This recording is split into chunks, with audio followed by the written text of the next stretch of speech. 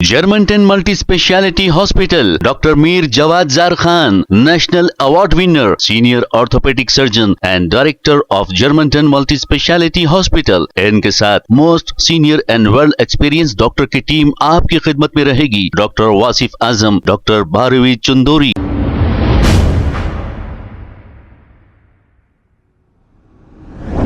अस्सलाम वालेकुम नाज़रीन, 7H न्यूज सच को रखे आपके आगे। रेन बाजार पुलिस स्टेशन हुदूद और भवानी नगर पुलिस स्टेशन हुदूद के इलाके में मीर चौक एसीपी वेंकटेश्वरलू की निगरानी में फ्लैग मार्च किया गया है। आइए देखते हैं ये रिपोर्ट।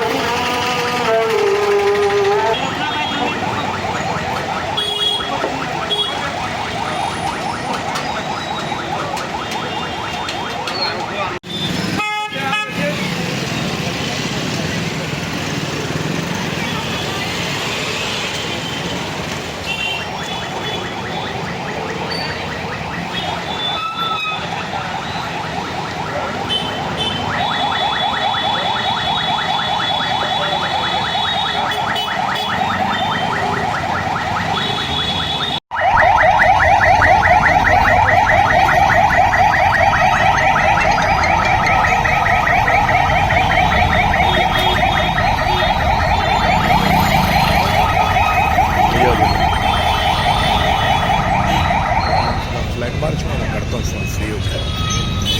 फ्लैग मार्च में मैं करता हूँ फ़ोन फ्री होकर।